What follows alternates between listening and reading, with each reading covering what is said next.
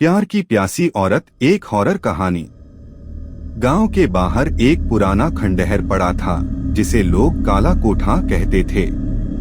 कोई नहीं जानता था कि वहां कभी कौन रहता था, परंतु रात होते ही वहां से रहस्यमय रोने की आवाजें आती थीं। लोग कहते थे कि वहां एक औरत की आत्मा भटकती है, एक ऐसी आत्मा जो प्यार की प्यासी है। गांव में नई हलचल।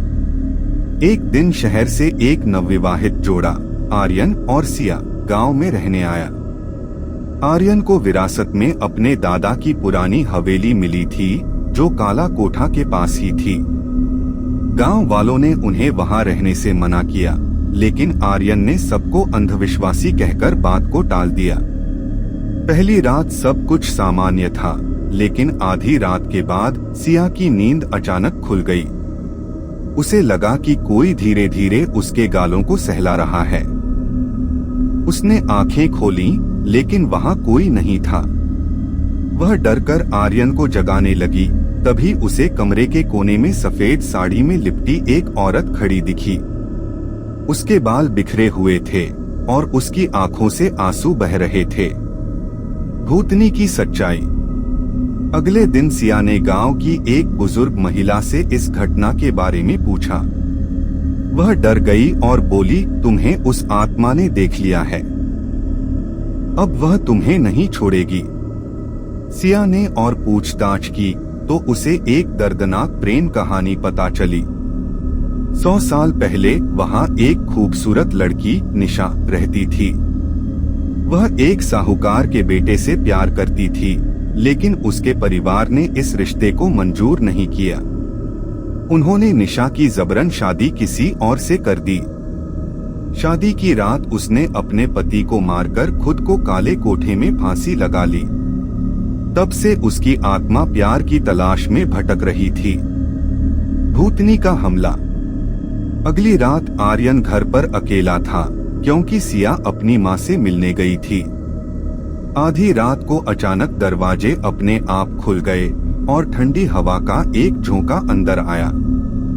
आर्यन को महसूस हुआ कि कोई उसके बगल में बैठा है। उसने देखा वही औरत। तुम मुझे प्यार कर सकते हो? उसने धीमे स्वर में पूछा। आर्यन घबरा गया। उसने खुद को बचाने के लिए मंत्र पढ़ने की कोशिश की, लेकिन उसके होंठ जैसे सिल गए।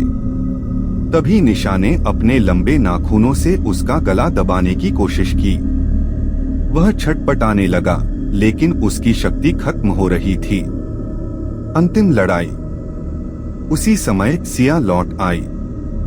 जैसे ही उसने आर्यन को तड़पते देखा, उसने हनुमान चालीसा पढ़ना शुरू कर दिया। निशा चिल्लाई, मुझे मेरा प्यार दो, लेकिन सिया ने हार नहीं मानी। धीरे धीरे निशा की आत्मा जलने लगी और दर्द से चीखने लगी। अचानक एक तेज रोशनी हुई और वह गायब हो गई। क्या यह अंत था? गांव के लोग मानते थे कि अब वह आत्मा मुक्त हो गई थी, लेकिन कुछ समय बाद सिया को फिर से आधी रात को वही हल्की सिसकियों की आवाजें सुनाई देने लगी। शायद वह अभी भी प्यार की प्यासी थी। आर्यन और सिया अब तक उस डरावनी घटना से उबर नहीं पाए थे। भले ही निशा की आत्मा को भगा दिया गया था, लेकिन हवेली के आसपास अजीब घटनाएं अब भी जारी थीं। हर रात सिया को जलने की गंध महसूस होती। कभी कभी उसे ऐसा लगता कि कोई अदृश्य हाथ उसके बालों को सहला रहा है। रहस्यमयी आग। एक रात जब आर्यन और सिया सो रहे थे, अचानक घर के पूजा स्थान से धुआं उठने लगा। जब वे भागकर वहां पहुंचे तो देखा कि भगवान की मूर्तियां जल रही थीं, जबकि बाकी चीजें सुरक्षित थीं। आग धीरे धीरे बढ़ रही थी, जैसे किसी अदृश्य शक्ति ने उसे हवा दी हो। सिया घबरा गई और चिल्लाई, निशा, यह तेरा काम है ना? जैसे ही उसने ये कहा, आग और भड़क उठी और दीवारों पर एक परछाई नाचने लगी। लंबे बालों वाली सफेद साड़ी पहने एक औरत। उसकी आंखें सुर्ख लाल थीं और उसमें एक अजीब सी चमक थी। मैं मुक्त नहीं हुई, मैं जलती रही। अब तुम भी जलोगी। भागने की कोशिश। आर्यन और सिया ने भागने की कोशिश की, लेकिन दरवाजे अपने आप बंद हो गए। खिड़कियों के शीशे टूटने लगे और हवेली के अंदर एक घुटन भरा धुआं भर गया। दोनों हांफते हुए गिरने लगे। तभी अचानक हवा में एक मंत्र गूंज उठा। गांव के पुजारी वहां पहुंच चुके थे। उन्होंने पवित्र जल छिड़का और मंत्र पढ़ना शुरू किया।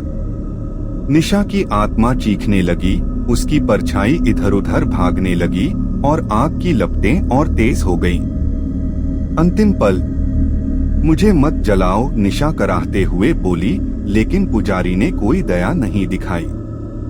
उन्होंने अग्नि देवता का आह्वान किया और अचानक एक तीव्र आग पूरे कमरे में फैल गई। आर्यन और सिया ने देखा कि निशा की आत्मा जलने लगी। वह छटपटाई, रोई, चिल्लाई, लेकिन कुछ ही पलों में वह राख बनकर हवेली में बिखर गई। शांति या कुछ और? आग धीरे धीरे बुझ गई। हवेली में अब सब कुछ शांत था।